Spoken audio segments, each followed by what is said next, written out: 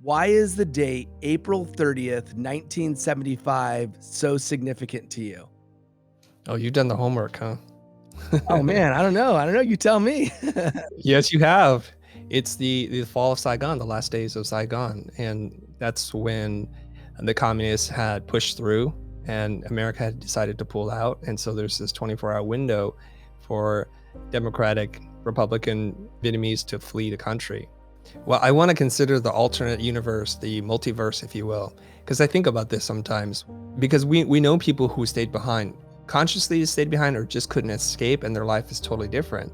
And I think, like, what would have happened to me? My education, my path, my exposure, my ability to do what it is that I'm doing today would be dramatically different. It would be completely different, right? When we escaped Vietnam and came to the United States, it was like everything is new now. New language, new culture, new customs. Everything is so different. This is just my beginning into the world. If you think about it, like, my parents are living in the lowest low income neighborhoods, and they didn't know anything about race and racism, what was going on in America at that time. So this is 1975. My parents tell me the story. We landed in Kansas City, Missouri, and they were just like walking around the neighborhood. And there was an older black gentleman who came up to them like, ma'am, sir, you do not want to walk down this street. And they're like, we don't understand. You know, when you come from an ethnocentric community society where everybody looks and sounds like you, you're not quite sure what's going on. And there's so many different things that have happened to them that then becomes part of their imprint, their DNA. This traumatic event then transfers over to us. So there are certain habits and ideas and beliefs that I still have today that sometimes I stop to think that's because we were refugees. I hate to waste. For example, if my son doesn't eat something, even if I'm not hungry, I'm gonna eat it. Because my parents told me, it's like, we cannot waste anything because we don't know what we're gonna have tomorrow. And so that starts to build into my mindset, like, to be very resourceful. It's one of our core values to do more with less. That's why I try to be as resourceful as I can be. The biggest thing that's influenced my thinking is the immense amount of gratitude that I have for this country and an opportunity to start over. And I look at what's happening with immigration these days and kids stuck at the border. I'm not saying that we should not have immigration laws, but there are a lot of people escaping all kinds of things, horrific things. And for one reason or the other, their class isn't considered worthy of having asylum in the United States. So this was a time when America was open. We were all refugees escaping communism. We fought the war together. The country opened its doors. Maybe not 100% its heart, but it opened its doors and allowed us to get a fresh start. And I'm forever grateful for that. I've learned so much from them, but I've also learned that this is an operating system created from a different time and place. I'm one who's rooted in my past, but not restricted by it. I've always felt this way, that I've had my foot and body, my heart, my soul, my mind planted in two different places, one from my Vietnamese culture and one from the American culture. And I always tried to figure out, like, hey, this is a wonderful thing. It's like kind of like an idea buffet. You get to pick and choose the best parts, and you don't have to hold on to the parts that you don't love. And I think that's a beauty, whether you're an immigrant or if you're a native born or anything like that. You get to choose parts from your past, parts from your present, and hopefully parts from your future. So from my dad comes a really strong work ethic, this idea that you need to delay your gratification and just to put in the work today. So hard work comes from him. His ingenuity, like, I hear the tales of the things that my father's done. He did not get a college education here in the United States. He worked his way up from being a busboy at a restaurant, not being able to speak English, to ultimately retiring as the chief engineer at a semiconductor company in Silicon Valley. It is wild to think that we have free will and we're self-determined, but then so much of that self-determination is like, no, you're the middle child and you behave exactly like middle children do. As a middle child, it's the classic stuff. You're the invisible child. You disappear. And my older brother gets the attention, and he's genetically very different than me, even though we have the same parents. And my younger brother got all the affection, and that left me trying to figure out my way. And so I adopted the caretaker personality, which is very common. One of the reasons why I have a lot of issues with confrontation. So even as I'm the owner and CEO of my own company, certain passive aggressive people knew certain things about me and were able to push me. They were like, I'm going on a sales trip, or I'm going to go do this, or I just purchased this thing that you don't want me to, daring me to, like, do something about it. And I had to go see a therapist to say, like, why am I biting my tongue?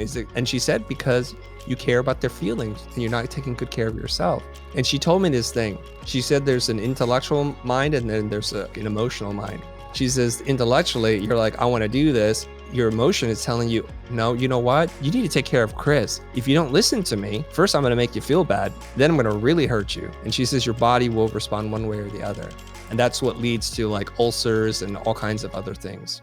One thing I did learn about being the middle child, middle children wind up becoming very self-reliant. So nobody's looking after you. Like I remember distinctly like feeling super sad. Like one time my mom forgot my birthday.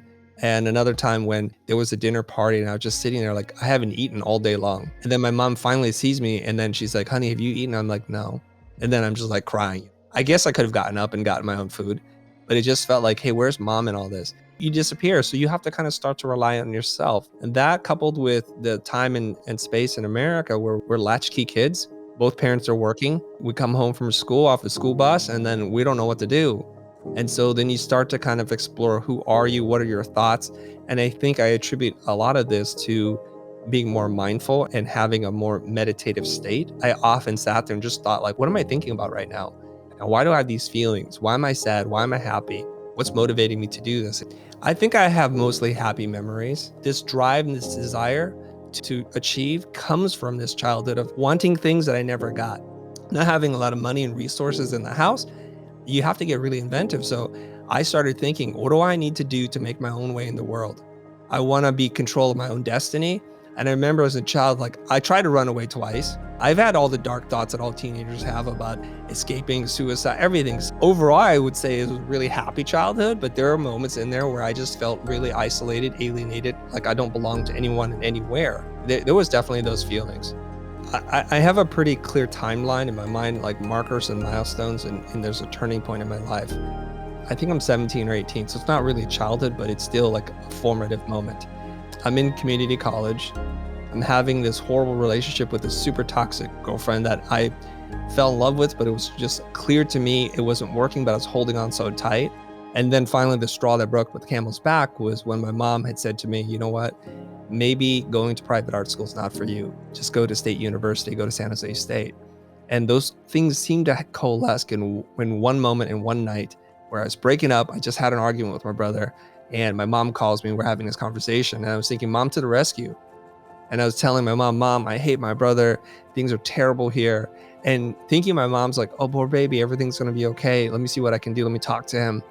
Instead, she's like, you know what? Let's go home. To me, she was saying like, give up on the dream. And I just cried my eyes out until there's like nothing left. I started to have this outer body experience. I started to float away from my own body. I was laying there on the floor next to the futon and just thinking like, what is my life? I'm just completely worthless and there's nothing left for me here. And I started to go down those dark thoughts where it's like, this is a life not worth living. Nobody believes in me. My brother hates me. My girlfriend is like lying to me. And then I snapped back and I was thinking, you know what? Now we're going to prove each and every single person who's doubted us wrong. So it was kind of like, if you can cue the music, like 80s montage, Eye of the Tiger kind of thing. In my mind, at least that night, was transformed from person. I said, I'm tired of you. I'm talking to myself here. I'm tired of you kind of wallowing in your self-pity, not following through on your actions, the commitments that you've made, you've broken. You're gonna need to prove now to everybody that's ever doubted you that this is what you're meant to do. And no matter what it takes, I'm gonna put myself through college if I have to, like work part-time, take semesters off. I'll do whatever it is I need to do to get into school.